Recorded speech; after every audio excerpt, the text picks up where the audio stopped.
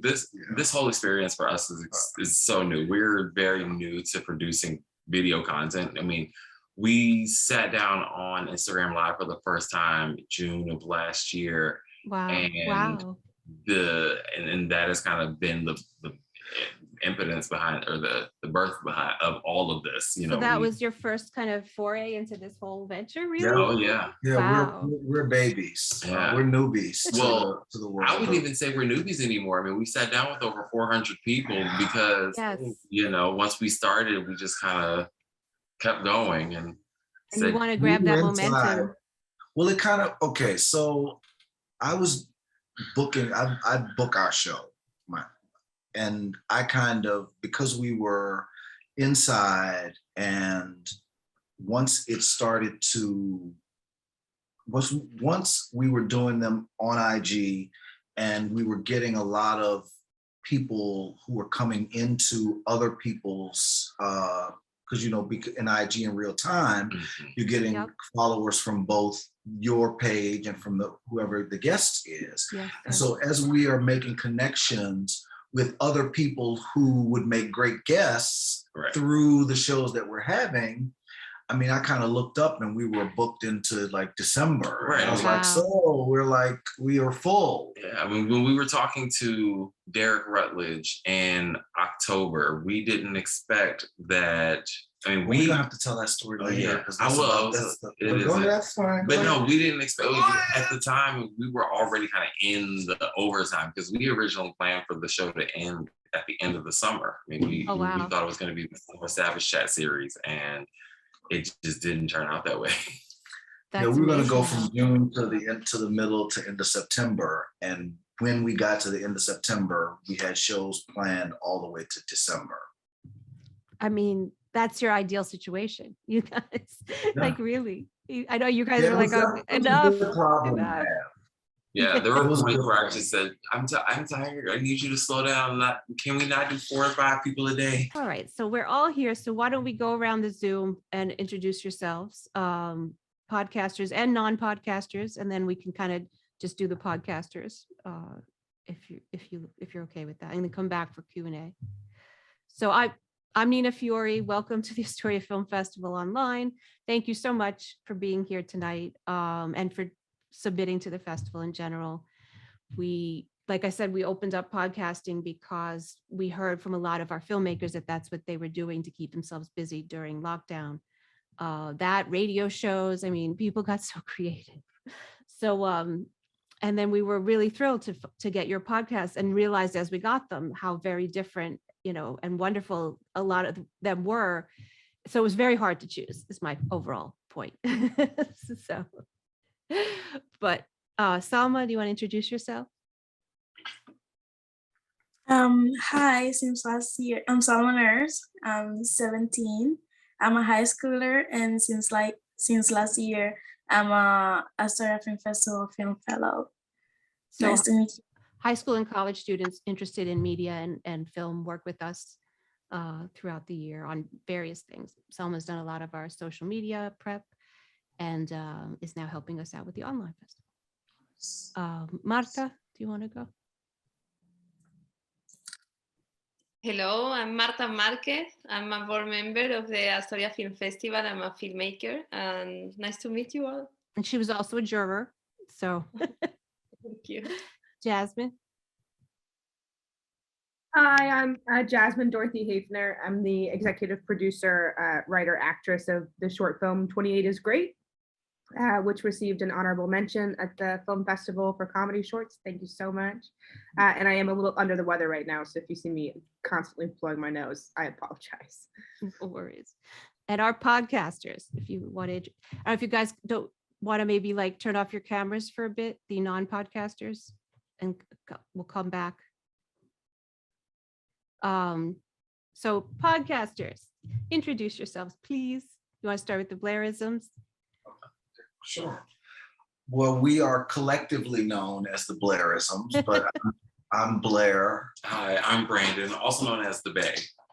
And we started the Savage Chat series in the summer of 2020 when the world was on fire and closed down. And we were I heard you mention that this is the first year that podcasting has been a part of the festival. And I just want to say thank you, because, you know, we never imagined we didn't even think we were going to start anything like this. So to start something and then find places where we could be seen and be heard and celebrated. Thank you for adding this category to allow us that space. So we're honored to have won. We're excited to have won, and congratulations to everybody. We're such great company. Yeah, thank you, because otherwise, I mean, I put it out there, but if no one would have submitted, it wouldn't have happened. So, but yeah, I actually was at MTV. I was at MTV in like the 2006 to 8 timeframe, and one of my assignments during that time was to get people to do podcasting. So I literally went around to different like MTV networks groups trying to be like, okay, you know, teaching them how to podcast. You know, the Apple guy would come in, like, what do you have for me? I'm like, I'm trying, you know. So and like MTV News was pretty good at it. I remember trying to get some of the shows to do it. So I'm actually glad that finally podcasting's gotten its day, right? Because it's been years. It's been years that it's been out there. So happy to do it. Elsbeth and Mark. Yes. Hi, I'm Elsbeth Zurek. And I'm Mark Zurek. And we're married. But we produce Dark Valley. Like we said before, it's a sci-fi horror anthology scripted podcast. We started pre-production at the end of 2020, in the fall of 2020, and we've been releasing every month for 2021. So December will be the end of the season. And we were involved in podcasts of old, like for the last like 4-ish years. We've been doing an actual play gaming podcast, which, you know, is one of the genres that have existed in podcasting for a little longer. But we were thinking about doing a web series, and then COVID hit, and we were like, well, we know how to podcast, I guess we could like try to do it that way. And like everybody else, it was an accessible medium, so we kind of ran with it, and it's worked out, and we're thrilled to be in such good company. All the shows that were nominated were incredible, so like we're happy to be here. Thank you. Yeah, likewise. I thought everything, I was just blown away by everything that was submitted, really. Heather, lovely to see you. Do you want to talk about your podcast? Sure. Yeah, I just want to echo what the Blairisms said. Thank you so much for including podcasts in this festival. It's I'm normally a filmmaker. I do short animations typically, and this was supposed to be my first feature. Oops, pandemics happen. Oh well. Yes. And I needed to get that information out because it was already getting long on the tooth. And I love audio. I've always loved audio. My fantasy, I teach at a public university, and my fantasy is to teach a class on audio for visual artists someday. But yeah, being able to pivot and use that content to make a podcast series, it wasn't ideal. I think had that been the intention from the get-go, the end product would have been better. But I'm just so glad. Very, very lovely end product. It was.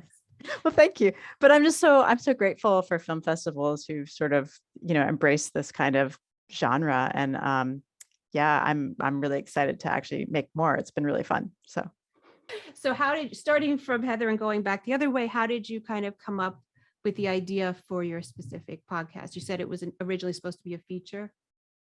Yeah. So in 2016, I was, I researched really disparate things, and sometimes they come together. And I was researching the phenomenon of social bots or bots on social media, and how they shaped how we understand information, especially misinformation and disinformation. And I started to see this parallel with the movable type press and how it shaped and spread ideas about the early modern witch. So it wasn't the single reason why there were the early modern witch trials, which lasted from like, you know, 1500s to 1700s ballpark.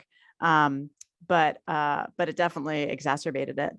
And so I started interviewing historians, technologists, sociologists, just academics who were researching these different things. And I started tying it together into this narrative, looking at how throughout human history, we've always had these new information technologies, and we have these moments of crisis trying to figure out how do we adapt our society to this new information technology.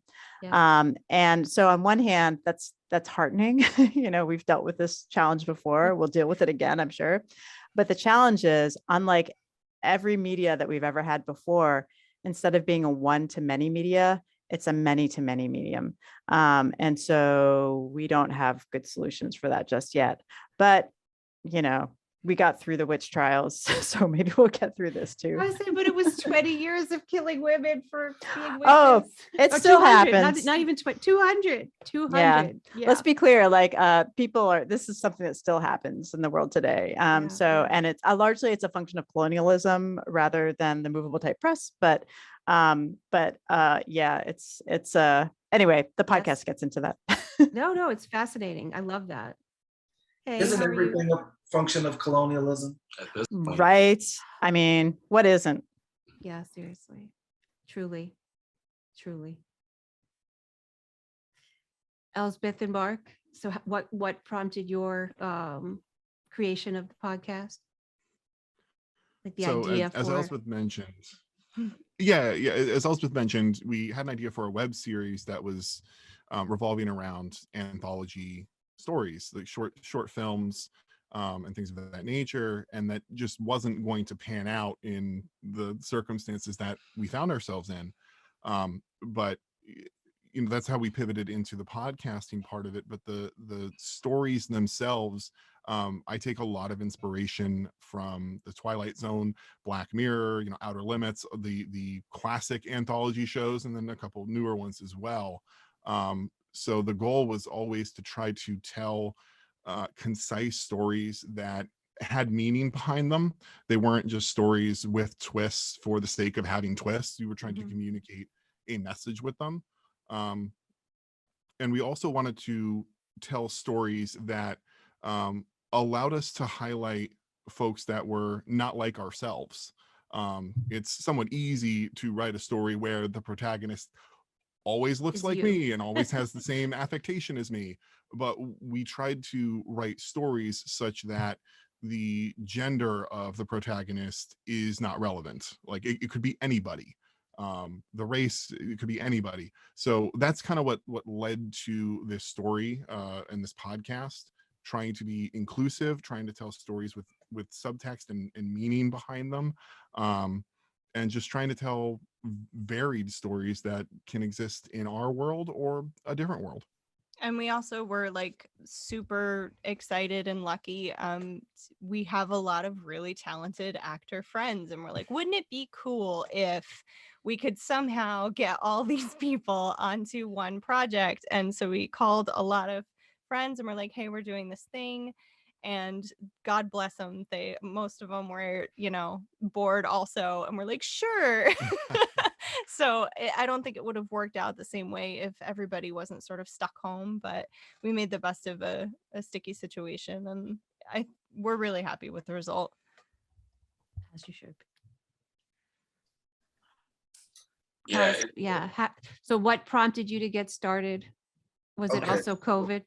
There are two parts to this though, because 2 years before COVID, Bay had been pushing me to start a show for us, to create a show for us on social media, like something similar, some kind of like interviews, hot topics, kind of, we get on and talk about what's happened this week and that kind of thing. And so I didn't think it was time. I didn't think our schedules permitted the kind of consistency that I would have liked to have if we were going to put something out into the world. That's just kind of, and so he had gotten his teeth into it, and so he did not let it go. And so he kind of pushed and pushed and pushed. And so, I tell this story the same way every time. And so he pushed and pushed and pushed. And so one day I'm like, okay, fine, we'll do something. And so we started something on Facebook Live called Have a Seat with Team Dottin-Haley. We're also married. We just celebrated our 10th wedding anniversary. Aw, congratulations. Thank you. And so we started Have a Seat with Team Dottin-Haley on Facebook Live. And maybe after 4 or 5 episodes, we started having to tell people, oh, we won't be able to be there this Sunday. It'll be next Sunday. And once we did that twice, I was like, nope, I'm not about to like start this kind of when now people don't know when. Right. Yeah. They're not gonna know when, and we don't know when. We're not gonna do that. So I'm like, okay, we gave it a shot. And at that point, we were only doing Sundays. We were like doing like a Sunday night for an hour. Well, fast forward to COVID, and let me just back up too. The Blairisms is the name of our clothing line. So we have a clothing line that started in 2016 to celebrate Blackness, people, Black culture, to also inspire. The clothing line itself was all about uplifting people and sharing messages that were inspiring. One of our kind of mantras is don't forget to be your own inspiration. And so as we had the Blairisms clothing line as a part of our vehicle for communicating and engaging with our audience and with our community, our family, we realized that in the midst of the pandemic, that one of the things that we were missing was fellowship. And we knew that we as Black people, we commune in order to kind of get over and get through. And after George Floyd was tragically murdered, we again saw the country on fire. We knew that. One of the things that happened, though, I want to just tell them this because it inspired. One of the things that happened, because we had never gone live on Instagram before. Right at the beginning of the pandemic, I sing too. And so at the beginning of the pandemic, I was like, oh, I'll start doing these once a week kind of happy hours where I'll sing and people will tip us or tip me and we'll make a little money and what have you. Well, it sounded like a great idea, but it was a lot of work to do, to sing for an hour every Tuesday for everybody and putting together a different set list. And I just very quickly, I was like, babe, I don't have the energy for this. I can't, I'm not gonna be able to do this. Especially during the pandemic where it wasn't, it was. I did it maybe twice. And I can remember after the second Tuesday, I mean, literally as soon as I was done, I was like, oh my God, it's almost Tuesday again. I'm like, I just finished. I'm like, oh God, next Tuesday already, next Tuesday. So I'm like, nope, I don't want to do that. And so what we ended up doing was we launched a collection based on the Megan Thee Stallion song, Savage. And once I wore Vanessa Williams tonight for obvious reasons. And so because we started that collection, I kind of had a dream and woke up and saw a meme online and woke up, I was like, oh, babe, we've got to do this. We got to do this collection based on the song. We got to do this. And so we did it and it kind of took fire online. We created a collection to do just what we do, celebrate and uplift savages of the culture. So the meme that inspired him was a Golden Girls meme that had each of the women as one of the savage, classy, bougie, ratchet. And he realized like, oh, well, we can do better. So as they didn't get it right. I was like, this is not right. But we also realized that there were so many other like savages of the culture that needed to be celebrated. So we did, Janet Jackson, we got James Baldwin, we've got Vanessa Williams, as you see, and so many others. And then as we launched the Savage Collection, we went live with our good friend Ty Hunter, because he is a stylist, and Beyonce was one of the inaugural, was in that kind of first collection.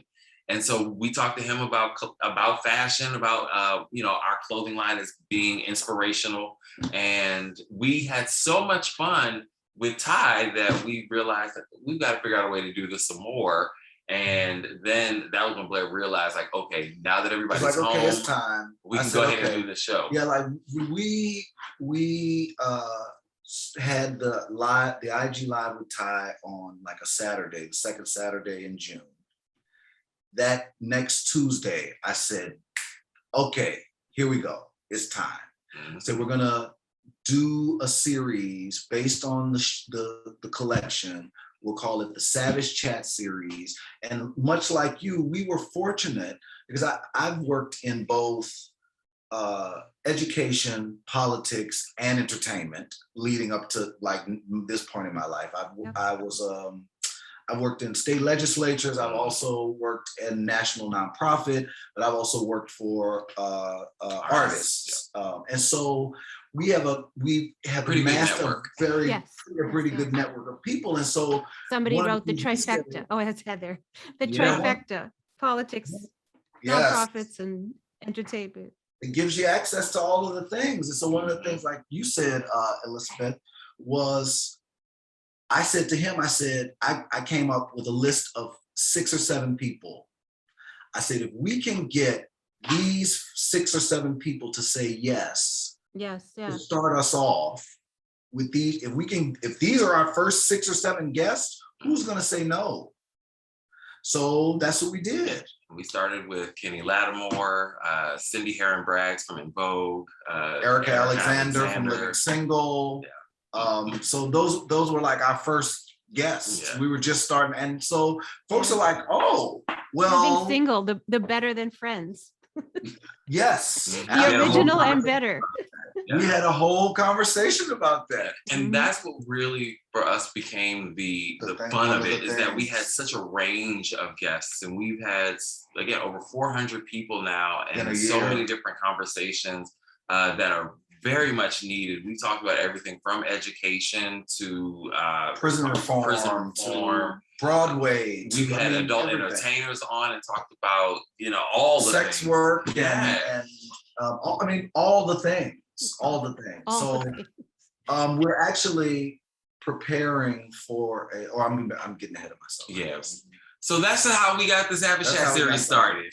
That's how we got started. I do want to say this though, as I mentioned earlier, because we were home and everybody else was home, and we're getting on, and people are like, "Oh, this was great," and we're getting people who are following because they're seeing the show, and so I'm just kind of like, well, let's just talk to everybody. And so at a certain point we were doing, we were doing sometimes 28, 16, 17, 18, 20, 21 shows live in a week, 2, 3 a night sometimes. Oh my gosh. My gosh. A lot. We were up to 4. We did, on my birthday last year, I did a blitz where we had 9 guests from noon to 8 o'clock at night. Straight through. Yeah. It was a party. We basically spent the entire day eating nothing but cupcakes and chocolate and whiskey and drinking whiskey. Good times. I love you all really have taken what was a very hard time and turned it into something creative and beautiful, so I love that about all of your stories. You all were stuck, like all of us, in this really not great situation, and yet you found a way not only to create and help yourselves that way, but then to entertain people and create beautiful things. So can I just say this? I don't think I was nearly as productive in 2019 as I was in 2020. I didn't create nearly as much. Yeah. I would even go as far as saying it may have been from the last 2 years before that, didn't do as much. It was a lot of work. It was a lot of, it was kind of like. Well, what ended up happening at the end of our first season, so we started in June and we ran almost straight through to December with a couple of modest breaks. But as we were talking to so many extraordinary. He said modest because we didn't really have a break, for real. We didn't really. Well, like less than 9 people a night is a break in your mind. Exactly. Right. And so we realized that we were talking to so many extraordinary people who had so much talent, but we were really talking to them about their journey, but not so much. They weren't performing. They weren't performing or showcasing their talent. So we decided, why don't we put together a little talent show, if you will. Yeah. And so at the end of our first season, we ended on December 18th with Ty Hunter. Actually, he was the last guest. He kind of inspired the whole thing and then kind of closed out that first season. Very full circle. Yeah, we also did a 2-night holiday spectacular where we had people who were performers, some sing, some dance. We had some people come and talk to us and just kind of share some of their favorite holiday moments. And I mean, it was an extraordinary experience, to say the least. It was 7 hours of content. It was. It was kind of like, I was inspired by the Christmas specials from when I was a child that would come on, and they'd have all these folks. You see Luther Vandross and Whitney Houston and everybody singing and doing duets. And so that's kind of what we created. And it was a testament to the savagery of our culture, because we couldn't have done it without all of the people and all of the guests. I want to show y'all something just because we're talking about it. It was great. We even created a trailer.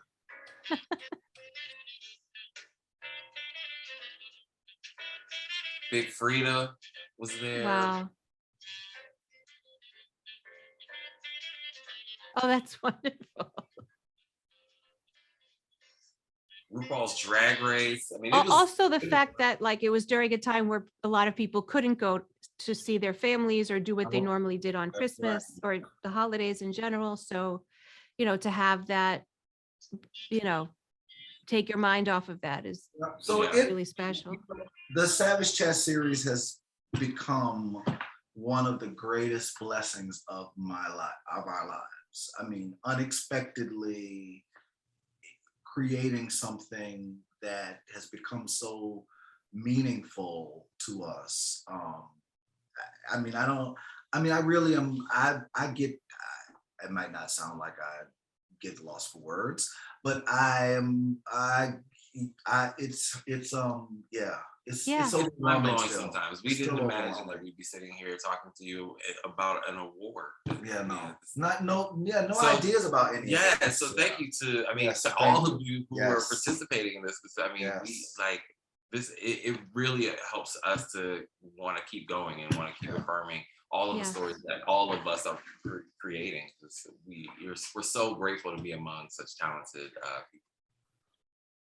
And I think also, like, you know, people need to hear from you. Like, people need Black culture spotlighted more, as much as possible. So I really appreciate that you're doing that. Elsbeth and Mark, was the web series that you were going to create a horror series as well, or did it become horror after COVID?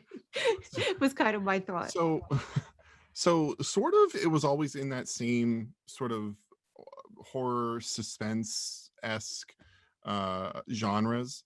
Our second episode, called The Hooded Man, was the first one written with a short or a web series in mind. But a lot of the stories that later came out through this podcast, I don't think we would have been able to shoot them in the way that we would have wanted to. Doing it in podcast form gave us a lot more freedom, and that we only really needed to worry about having great sound effects and sound design. And thank you to Elsbeth for handling all of that, and making my writing, you know, work well with the background and everything. But yeah, it was always in that same sort of horror genre, horror suspense. Although we also dabble into other, frankly not as depressing content as well. we have a couple episodes that, you know, might actually make you feel good about things. Yeah, we have a couple of lighthearted ones, but most of them make you think for a while, hopefully. I think the main difference between what we were able to accomplish with the podcast that we could not have with the web series, like Mark was saying, we had like a tight 4 stories that would work, that we were like, we can film this somehow. They were based in reality. They didn't take a lot of special effects. We knew who we wanted to cast, and they were all somewhere near us that we could like put it together. But we ended up with 13 stories that we were able to like flesh out in a radio play way that involve like creatures and monsters and like, you know, things we couldn't have possibly made believable in a web series. It would have been a joke. So right. Or just very expensive, right? It's just the cost. So it would have been a joke because we don't have that. So this was like a 0 budget, like passion project for us. And we were like, you know, we can convey the same kind of probably and more fear of these things that are creeping in the dark with vocal and sound that we could not possibly have with Totally. a video medium.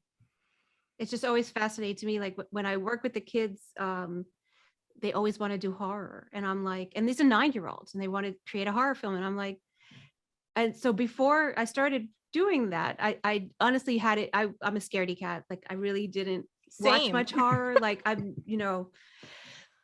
aside from like classics, like I think my sister forced me to watch when I was a kid, like really didn't watch horror. So anyway, and I kept asking the kids like, why horror? And then finally one day I was like, oh, it's because you can control the world of horror, but you can't control the horror in the world, right?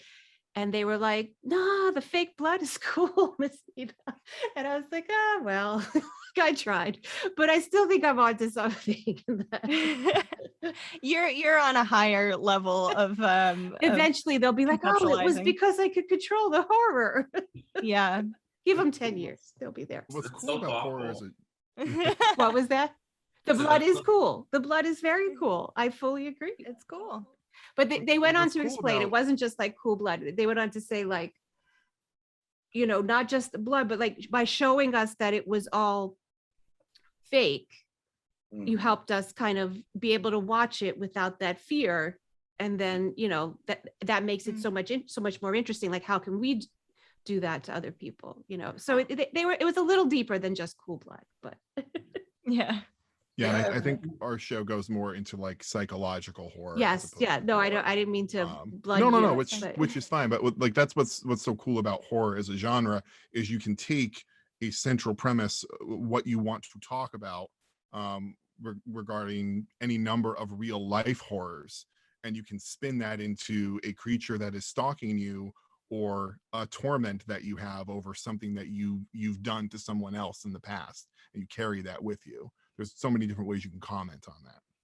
Absolutely. This was definitely, I didn't know anything about the Twilight Zone really.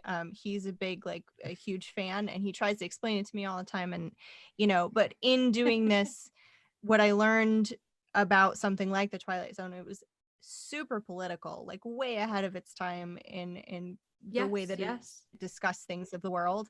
But it did it in such a way that if you didn't want to see it, I guess you could ignore it. I don't know, like people didn't get wise to it. Oh, I mean, people do that even if it's obvious, but still, yeah. Right. Yeah, they just decided more, it's very subversive way to attack these issues, right? Horror. Right. So we did our best to talk about the things we wanted to talk about in a similar sneaky way. I like it. And Heather, you were the a question. Sorry, yeah. Go ahead. I just have a question, just because we talk a lot about what it's like being married and working together. What was it like for you guys both?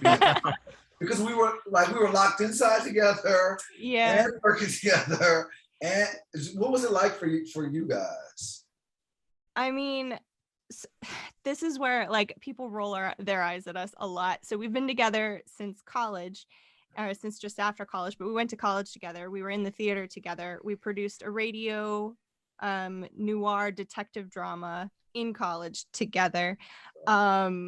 We've tried a bunch of web series. He wrote a feature film and we made it. Like, this is like our bonding thing is working on creative projects together, and we have skill sets that are super complementary. And I think for us, we really trust each other. Like, you do your writing thing and I don't know how that works, so I'm not going to ask you, and I'm going to do the producing thing and you don't know how that works, so don't talk to me about it. And like, we'll just together like come together on this. What about you? Is that like a similar experience or not? It's interesting because we have very complementary skill sets at the same time. We're both also very headstrong, and we're also very creative, but it works very well together. I think that we have we have a good energy that balances in these conversations as well. It helps. We don't I know some couples that work together set boundaries in terms of like, okay, work is turned off right now. Yeah, that we don't do that either. I just not talking. Yeah, we don't do all. Same. That's us, yeah. Yeah, it's fun. It's a bonding thing. And I think when you really like your partner, and it's not like, I'm not here to knock anybody else's relationship, but like we have a lot of fun together. We think each other are really cool. So like we get to enjoy that. And like it seems like y'all have the same mutual joy in each other. So like when you get to just be joyful together and create something you're both enjoying, like it's fun. Like why turn it off? A lot of fun. That's how we ended up with 400 shows. I was like, let's just keep doing them. Just keep going. Yeah, but that's like a little bit of mania as well, you know, like because people ask me like last but no, I think it's a coping mechanism too. Listen, he begged and that's what that was my response the entire pandemic. Every time he was like, oh, this is a lot of shows. I said, you asked for a show. You asked for a show for 2 years. Do a show. Now you got more show than you could ever imagine. You got more. We got 15 guests next week. Let's go. You know what it's bringing to mind? I remember my neighbor like got caught by her dad smoking, and then like he made her smoke the whole pack until she like puked. It's kind of this like you were like, oh, you want a show? I'll give you a show. Go ahead, here you go. I made him wait for 2 years for it. I was making up for all of that time. Oh, yeah. Thank you for that, though. I was curious to know. Yeah, absolutely. I'm happy to hear. Like we tell people that, and they're like, like I need 8 hours away from my significant other. I'm like, oh, we don't do that. Yeah, I don't do that either. Yeah, we don't do that. I'll wake that's awesome. up at 3 a.m, like, ooh, we got to do this, and he's like, sure. I mean, I know I can do it in daylight, but I text my husband stuff while he's asleep, then he wakes up to like a whole list of things. That's so smart. I love that. I might do that. Notes. Notes. Okay, thank you. Heather, I'm sorry. No, I was going to say you actually interviewed your son in one of the episodes. Yeah, and my partner too. And it's funny because my husband and I are like together, the digital media department at UNC Charlotte. So we like make really morbid jokes. Like if something happened to us, they'd have to just eliminate the whole program because it'd be just too much of a pain to like hire us again. So you're in a perfect position to do audio. Yeah. Well, and it's funny because before we had our son, we collaborated a lot, but we were primarily collaborating on like 2D photographic works. And over the pandemic, like when my husband's been sick of this film for years. He's like, you've been working on this since 2016, like quit bitching about it and like move on. Sorry, I cuss, but like it's a thing. Dude. But then, when I switched to doing the podcast, so our 13, he was, he just turned 13. I don't even remember what year it was. My son's 13 too. Yeah. Oh yeah. Good times. It's my favorite age so far. Yeah, I can't remember how old he was, 12 or 11, but like whenever in the before times. But he was doing the online school thing, and then my husband and I were both also like had pivoted and were teaching our classes online. So I started re-editing my like a 5-hour edit of the film into these podcast episodes while all that's happening. And so it was sort of this weird like, oh, Heather's going off into her office again to like work on audio stuff, and she's just being antisocial because we're all stuck in the house together. But some of my favorite episodes were the ones that were a little bit more of a diary of my life in the context of the subject matter of the film, and then also everything that was going on with the killing of George Floyd and the protests afterwards. So it became this sort of like way. It became a little bit autobiographical in the sense that it was me processing, like, what does it mean to like be working on this podcast when the world's on fire and whatever. Yep. So yeah, like there's an episode where where there's sort of this question about confessions and torture in the early modern witch trials, and why did people do it, and like how did it actually really work, and we know that torture doesn't work if you want true answers, right? Wonder of wonders.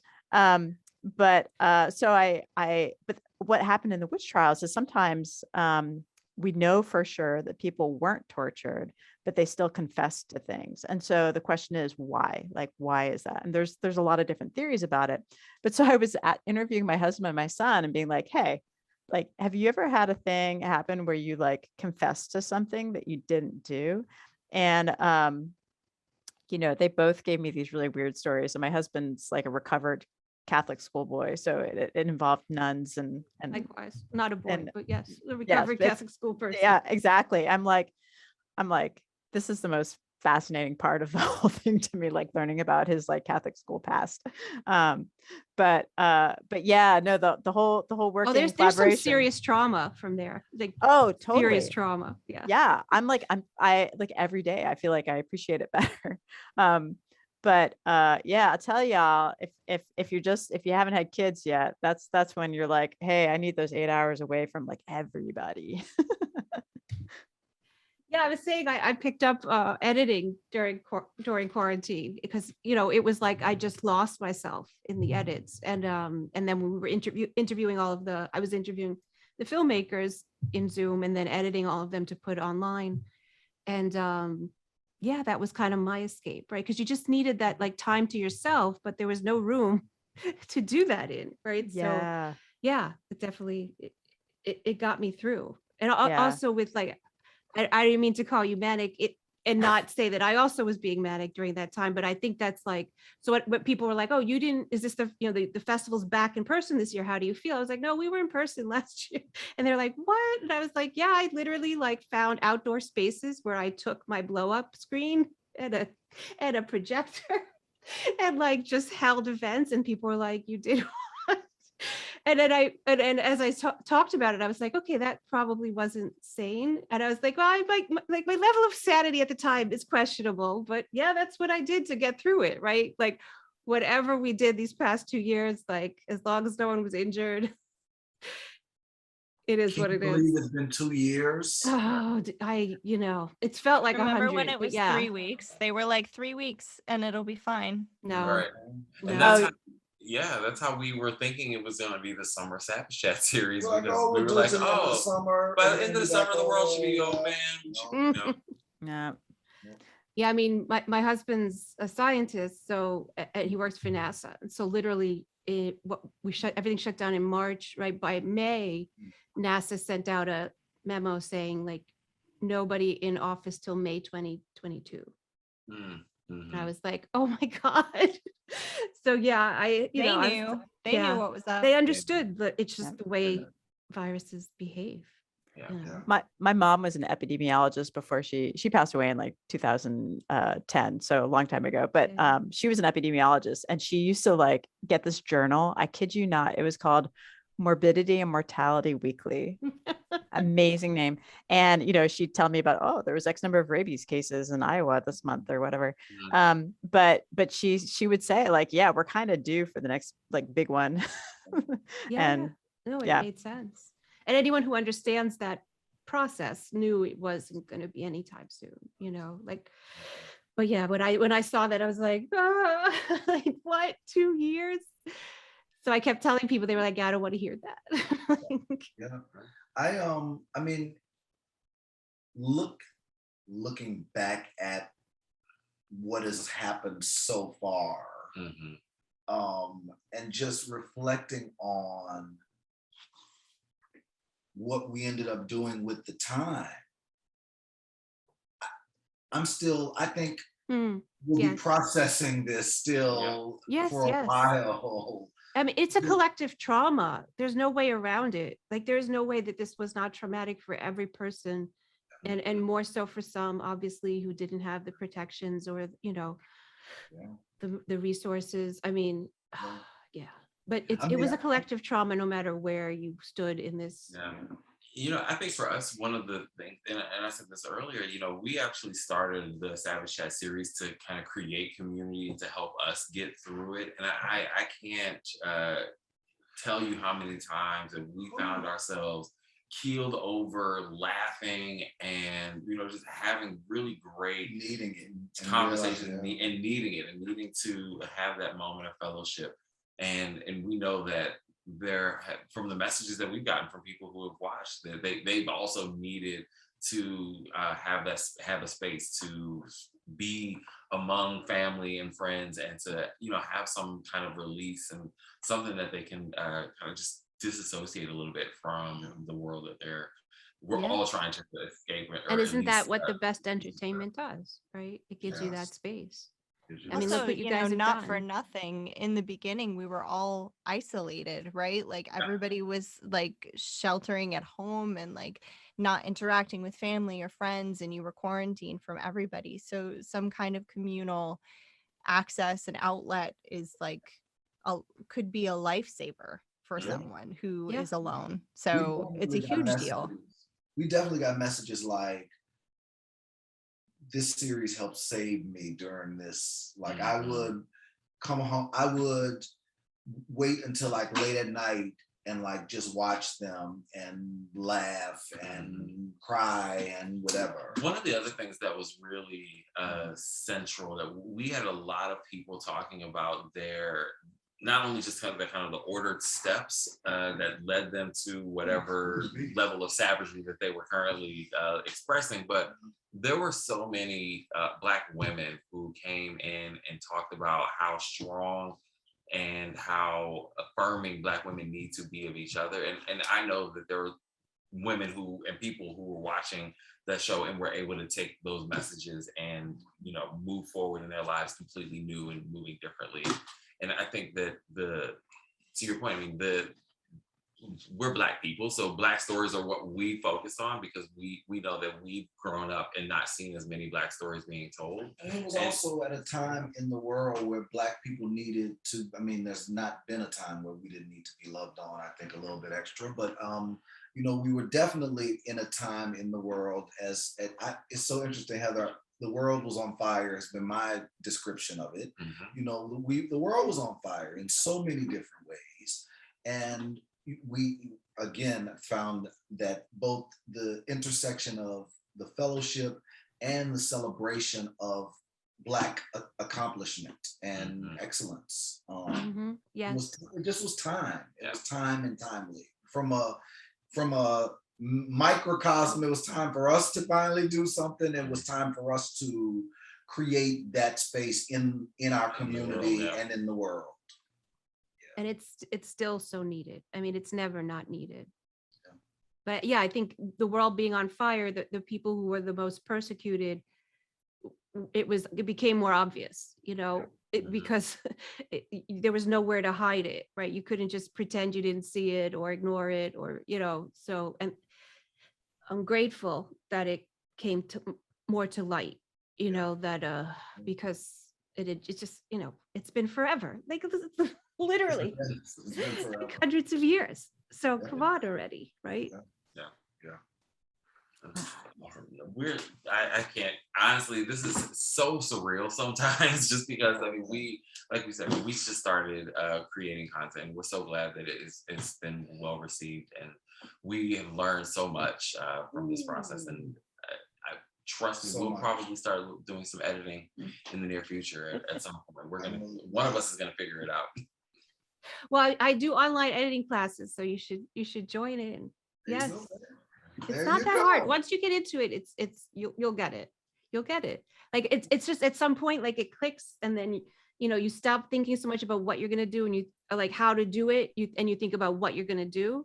Yeah. Like that's the point where, like, kind of when you start dreaming in a different language, it's like that point where you cross over and you're like, I've got the mechanics down. Now I just have to, my vision, I can focus on my vision, right? Yeah, it was funny because for us, when we first started the series, and if you go back and look at the first few episodes, you can see how you can see unprepared, right? How unprepared we were. Like, yes, we didn't have a camera stand. Like we were a ring light. We didn't have a ring light. So I have a 13-year-old, so I've watched Moana like 1,000 times. And there's this, I don't know if you've seen it, but there's a scene in Moana where, she's supposed to go out and conquer the world and by sea. She doesn't know how to sail, so she meets the deity, and he's like, he says all these sailing things that I don't know how to repeat, and she just looks at him and he's like, you can't sail, and she's like, I am self-taught. And that's been my go-to for like everything I don't know how to do. Like I am self-taught. Like I will figure this out in the next few minutes. You know, that's kind of, it's the perfect line. It's the perfect line. Yeah, I'm curious because, you know, for us, we, like I said, because we, you know, learning this new space and creating live content for us it presented a few challenges. I mean, we run into Wi-Fi issues. Oh gosh, yeah. I mean, we've had people that, you know, we planned interviews and they, you know, ended up having to do them in the car or completely forgot that they had an interview, or Instagram shut us down because there was a breast in the background in a picture. Did happen on somebody's wall. Oh no. There's a picture. Not the breast. Anything but the breast. Yeah, it was a beautiful painting of an African like scene, and it was a gorgeous. I don't even think it was painting. It was photography. So, but it was beautiful. But we didn't catch it until like we didn't 15. realize what happened. Yeah, like Instagram just like shut us down, like in the middle of. So like, yeah, the tiki torch people, no problem. You see a nipple and everything goes to hell. Right. You know, I'm curious for you guys who are, you know, doing the editing. What are some of the challenges, I guess, that you guys ran into when you were creating your podcast?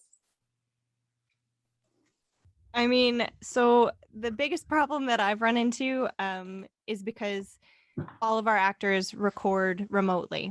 So I'm at the mercy of whatever their setup is. And I've gotten smarter as we've gone on and have them do sound tests ahead of time. So if there's a big problem, I can hopefully catch it. But I mean, we've had to re-record several parts because of a dog or a train or a bad mic or, you know, plosives all over the place. But like, it's hard to make consistent sounding audio where all your characters sound like they're in the same room and talking to each other when everybody has a different setup. So I've gotten tricky with audio cleaning and like how to make things sound better when they're not very good.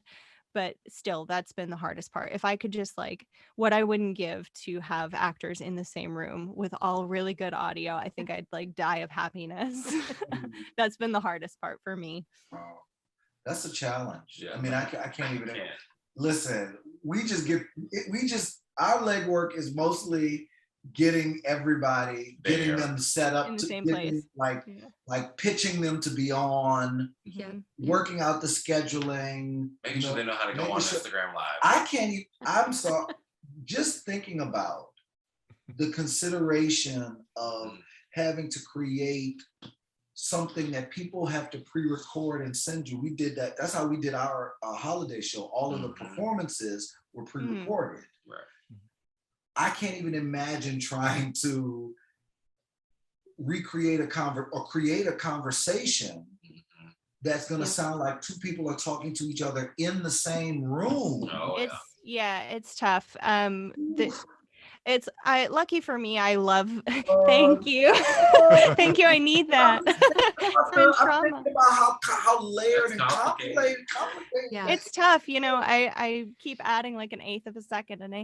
Oh no, that was too many seconds. Now it sounds unnatural, you know, like because everybody's over Zoom. So like their conversation is unnatural. So I like, you know, piece them together and everything. But yeah, it's luckily for me, I love organizing people. I was a stage manager in New York for a while, and like it's in my blood to be like, okay. And then we got the unions involved, so I got an even more like structured way to organize people, and that was helpful. But yes, the number one biggest hurdle for me is just when it just breaks me to my core when I open somebody's sound file and it's like, and I'm like, oh, no, you're such a good actor. No. And then I have to beg them to re-record, and everybody's been really good about it, but that's been the roughest part personally. I like the making the conversation. It feels like painting to me. Like it feels very soothing and comforting. And I love adding the soundscapes. That's like my favorite thing. But the actual quality just kills me inside.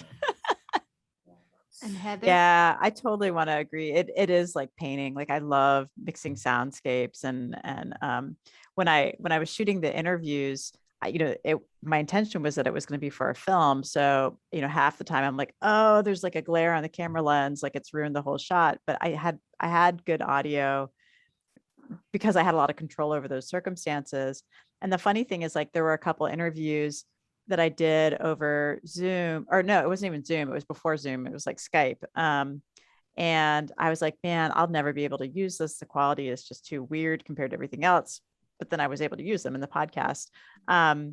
So yeah, the getting a consistent audio quality especially from, I'll never use Skype again. I don't want to knock Skype, yeah. but yes. Speaking of bias and algorithms, they totally clip female voices. It's like so annoying. It's wow. Yes. But yeah, like I think I want to give a shout out to the Charlotte PodQuest Academy. I'm probably saying that. I think I'm saying that right. Yeah, it's through WFAE, which is our local NPR station, and they have this amazing PodQuest Academy that I think they're going to be running it for a third time this coming spring, I think. And it's open to anybody. You don't have to be in Charlotte. You apply for it, but it was so helpful in thinking about like how to organize a podcast and how to edit it and how to think about sound. And for me, I think actually, and this is something I want to throw back at both of you, is the marketing end of things, because I'm not like, I don't like, because I research social media, I don't like spending time on it. And my marketing friends are like, girl, you got to get a TikTok. Like you have to do these things. And I'm like, no. Yeah. I mean, your content is prime for TikTok. Like I literally follow, like I am like the biggest nerd on TikTok. Like everybody's like dancing and I'm like, following like people who are talking about like linguistics, or like evolutionary psychology, but it's there, it's all there, and it's heavily followed. So yeah, you definitely would have an audience on TikTok. Yeah. I also am terrible at social media, so I feel that to my core. And you when guys are not terrible, so you should. No, they're so good at it. It's all him.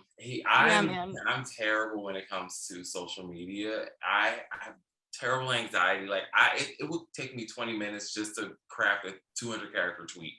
And Blair is like good about creating community everywhere. And so I tip my hat to his social skills. One of the things that, our clothing brand started from social media, from quotes that I was saying on social media that a college friend of mine named Courtney on her birthday said to me, you should take some of those quotes and put on t-shirts.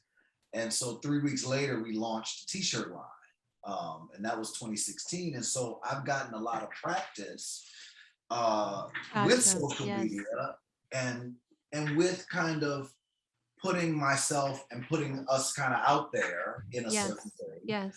And building this community of people. And so one of the things that ended up happening both, I think, with the clothing brand is that when we launched the brand, we had an audience already there. They were already kind of invested and ready to support. Absolutely. And so similarly, the same thing, when we started the Savage Chats, it was kind of just a continuation, an extension of what people already kind of see us and expect from us.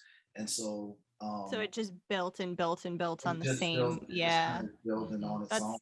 But I think Genius. It is key what you said about putting yourself out there, because I've seen that, like in my study of it, like I've noticed that people who put themselves out there get a lot more response. Like I hate that. Like I'm always trying to convince the kids. I'm like, why don't you want to go do a thing on TikTok? Like I don't want to put myself on there, but it definitely is what gets responses. If anybody has questions, I meant to open it up, but you guys have been so wonderful in sharing. So thank you so much for all of your thoughts and everything.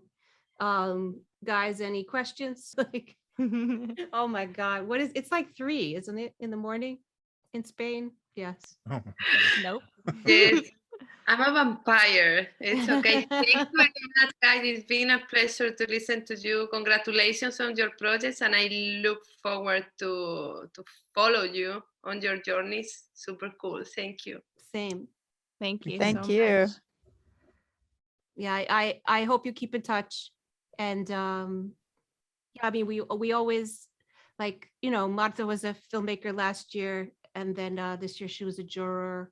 Most of our jurors this year were past filmmakers. Like, you know, we're here to create community. Like, I'm no Sundance. That's I don't have any ambition to be. It's more just to create community and connect youth to that community. So You've done a really good job of it feels like that. Like not having heard you say that to me before, everything you're doing feels very community driven and like you're trying to build a network for everyone who's involved. So thank you for that. It's really special. Yeah, 100%. Yeah. thank you. Yeah, no, and that's the goal. I mean, the best thing I can hear is that you guys have partnered up to do something in the future, right? Because then what I'm doing is working.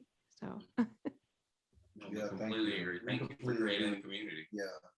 thank you for being a part of it, because like it wouldn't work if you weren't here. So Y'all can't get rid of us. Right. So make sure Good. everybody's following us at the Blairisms on Instagram. That's BLAIRISMS. Guys, just make sure that yeah, Been done. Ours is Dark Valley Pod. Oh, no, we've been. Oh, yeah, it was you're We're- at we're Dark buddies Valley now. Pod. Dark Valley Pod, yeah. And Heather. Ironically, I'm Familiar Shapes the movie. I saw that and I was like, there's a story here. but yeah, but my regular Instagram is Heather D. Freeman. So That's awesome. And I look forward to seeing you on TikTok. I look forward to nerding out to you on TikTok.